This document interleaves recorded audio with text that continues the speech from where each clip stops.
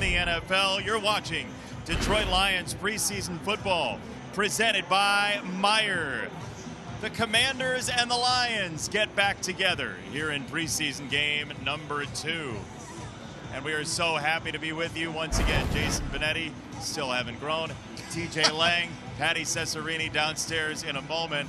The good news is today, and we're learning a lot about every team in the NFL, but we'll see some starters, TJ. Yeah, we should. And just whether it's for a series or 2, we don't know. But it's a good ramp-up period for these guys. And it's always a good reminder to remember what it's like on game day. Because no matter how hard you try in practice, I know they're not doing joint practices, to simulate that feeling that you have on game day, you can't. It's impossible. So for a lot of these guys, are going to get a lot of valuable reps here. Kind of that first stepping stone that we're going to see a lot of these starters play today. And just trying to build that foundation leading up to the regular season. Especially with the chemistry on an offensive line. You just have to have those reps, and we'll watch that a lot today. You have to, and especially Coach told us, look, their prize pick, a free agent, Cade Mays, is going to be out for a while. So they're looking for a center, whether that's Juice Scruggs, Seth McLaughlin. Those guys are going to get an opportunity. But anytime you can get valuable game reps where it really matters on that offensive line, where you are stressed out, you have to communicate, you have to figure out how the guys next to you are going to respond in some of those big moments are key. On defense, it's another season, so let's have a conversation about the pass rush opposite Hutch, shall we? Sure, it's been a question every single year, hasn't it? And we're going to get a chance to finally see second-round pick Derek Moore. And he is a guy that I know Coach is excited about what he can bring opposite Hutch, not only when it comes to pass rush, but when it comes to stopping the run. And then DJ Wanham is another guy who's also played a lot of snaps in this league. He's had a lot of very successful seasons, 8 sacks just a couple seasons ago. He's going to be a guy in that rotation as well. And then another guy I'll throw into Ahmed Hassanin keeps making plays. If you keep making plays, not only in practice, but in games like he did last week, it's going to be hard to keep guys like that off your roster. It's preseason. Throw in more guys. Here more we go. The merrier. The more the merrier. Everybody join in. Kickoff. Lions and Commanders next.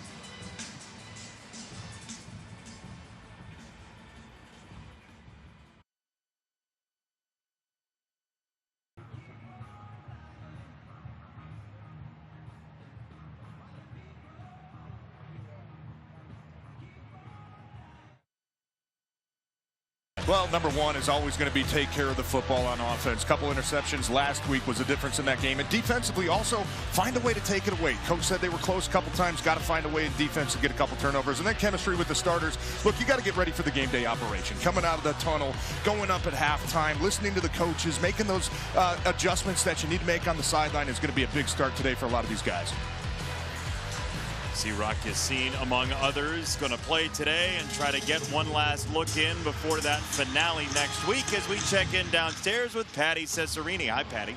Hey, Jason. Juice Scruggs was originally battling for that left guard position, but as TJ mentioned earlier, with Cade Mays now being out with an injury, Scruggs will have to step in and compete at center. And he's played center before, both professionally and collegiately throughout his career, but right now it is all about the reps. Head coach Dan Campbell said it's really just about him getting up to speed with Goff and some of our calls and being on the same page with the guards. And by the way, this move to center was no surprise to Scruggs. He had a conversation with offensive line coach Hank Fraley when he first got here, and he told him then that he'd potentially play multiple positions on this offensive line. Well, and that's what you need to do for Dan Campbell, right? And this entire group. Dave Phipp is part of that too, the special teams coach. You have to be able to contribute in multiple ways to make this roster very likely on the back end of it. Yeah, and it's a very competitive roster. We know that. Dan Campbell and Brad Holmes, we spoke with them last week on the broadcast, said this is the best they've felt top to bottom, I think, in the 6 years now that they've been here. And if you're one of those guys that's battling, and look, it's not only for a spot on this team, Jason. We always know in the preseason there's 31 other teams watching this film. So the more you can do, the more versatility you can have, that's going to add value. It's going to keep guys like that. It's going to be hard. Here we go, preseason game number 2, and Tom Kennedy back to receive the kickoff for the Lions. Washington won the toss and deferred. Just need to see a little bit more consistency. So great opportunity for these two guys to show what their coaches what they can do. Play action, flag down, and Dobbs gets leveled. He loses the football. It's down on the ground, rolling into the end zone, and it's batted around, and it looks like picked up by Washington for a touchdown, Commanders.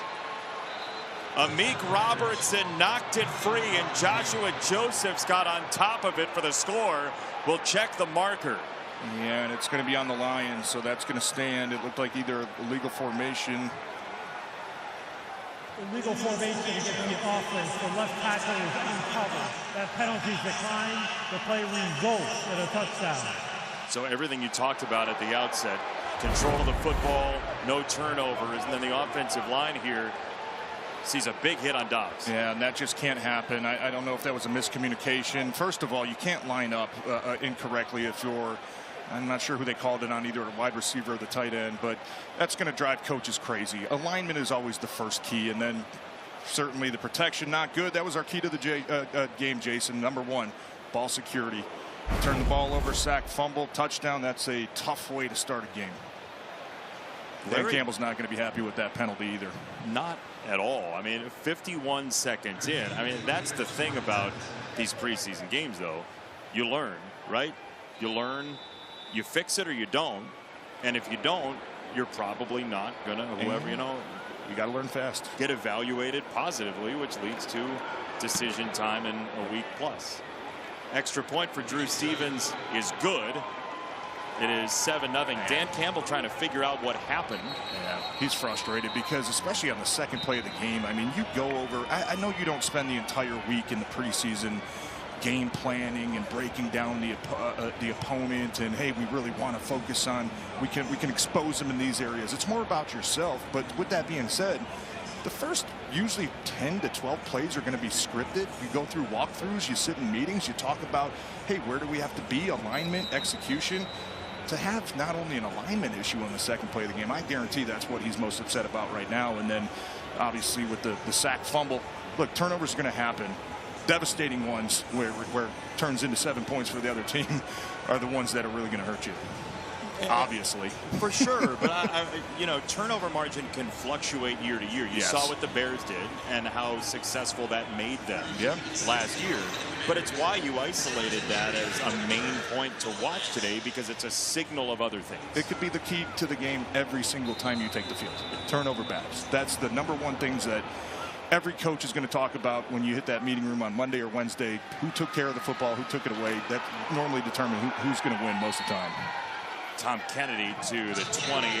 All right, re-rack it. Here we go. If you're on the offensive line here after that start, where does your mind have to be, TJ? Well, we got to communicate a little bit better. I don't think there was a blown assignment, so to say, on that last play. It's just maybe some guys, you know, losing an edge and getting beat one-on-one. But it's got to be, okay, guys, sharpen up now. Okay, this is real. This is not practice, right? And for a lot of these guys, it's their first snaps getting in a year, right? You know, you look at Tate Ratledge and Juice Scruggs. These guys didn't play last week, so it's got to be a little bit of a wake-up to we got to get going. Dobbs on the roll. He will throw, and he's got his first completion to the sideline. It is Brock Wright, the tight end. And just, I like Drew Petzing coming back with a play action pass. A little counter pull the right guard, Tate Ratledge out, show those linebackers a little bit of action, try to slow their eyes down. And good to see Brock Wright healthy again, too. I know they're going to count on him a lot. They really missed his blocking ability when he got injured in the second half of the season last year. 70 career catches, certainly the blocking as well. As Sailors on the run on second down to the second level, driving the pile, and he will be about a yard short of that first down marker based on the far side official. This offensive line, talking to Dan Campbell about Ratledge in his second year, Blake Miller, who he feels like had no choice but to get better against Hutch over and over and over again. That's a tough battle. When you're going against a guy like Aiden Hutchinson, I had to do it early in my career going against guys like, you know, Clay Matthews and Aaron Campman, who was an incredible defensive end, and they're just valuable reps. You can't get too high, you can't get too low, but he said he loves Blake Miller ability to rebound after maybe a bad snap or maybe a bad play or maybe a bad series against Hutch. He's going to make a lot of guys look bad, Jason. Nice pick up there. I like the little QB sneak. You like wake him up a little bit. Yeah, wake him up a little bit.